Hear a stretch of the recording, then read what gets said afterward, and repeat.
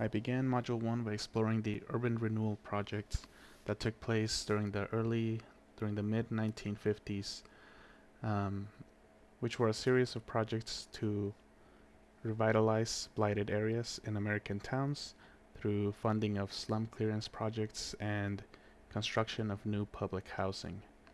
This coincided with the Federal Aid Highway Act of 1956, which also allowed the construction of new interstate highways through cities and towns. Through the construction of these highways, thousands of families, businesses were destroyed, and communities and neighborhoods were divided, mainly affecting the black population and other minority communities. Although the urban renewal project did help some communities, it ultimately hurt a lot more than it helped. And today we can still see some of those effects in cities like Cincinnati, Detroit, and Minneapolis. Through the exploration of the urban renewals, I came across a figure that was very important at the time, Jane Jacobs, who wrote the book The Death and Life of Great American Cities.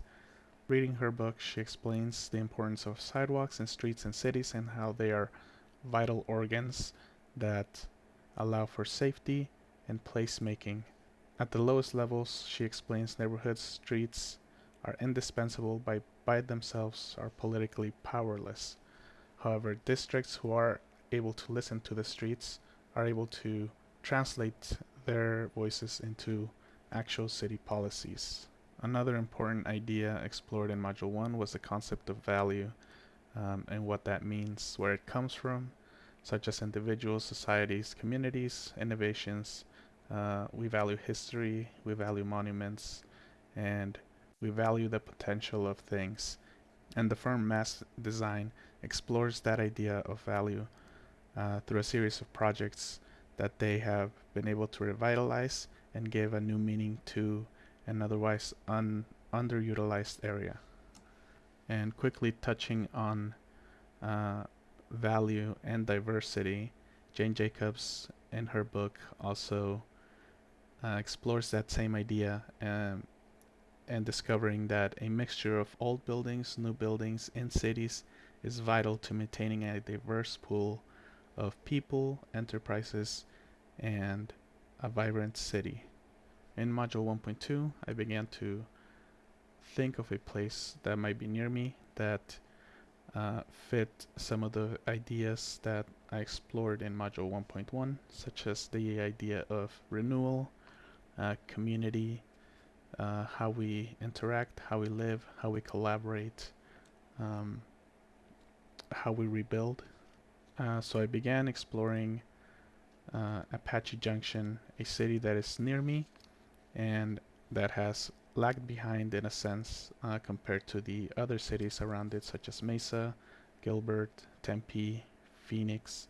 It is a city that began or has it is a city that traces its roots back to the Old West and the gold rush of the mid 1800s. It has a beautiful, beautiful view of Superstition Mountains. It has a lot of natural resources, natural amenities, such as parks, trails.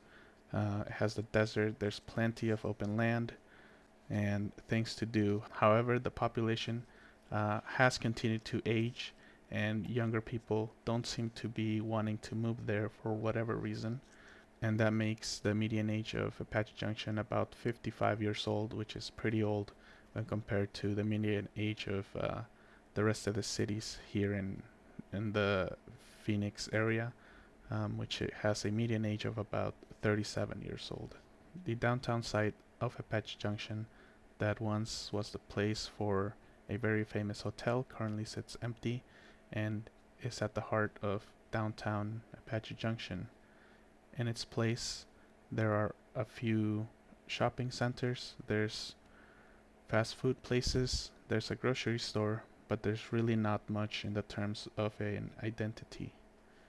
The site itself is pretty close to Superstition Mountains, which puts it at the path of several water drainage paths and washes as the entire site slopes downwards and there's about a 20-foot change in elevation from the north to the south. Flooding is a slight concern, however there are paths that divert the water, and the site doesn't sit in a major flood zone.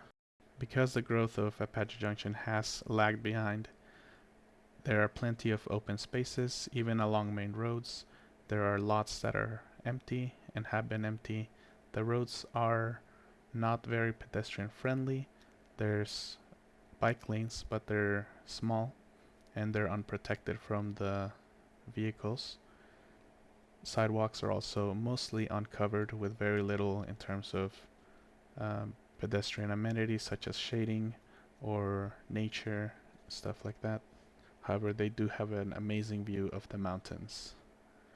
In the downtown site, there is a mix of retail, housing, single-family housing, temporary housing, such as mobile home parks, and there are civic centers towards the north, and even a school towards the south.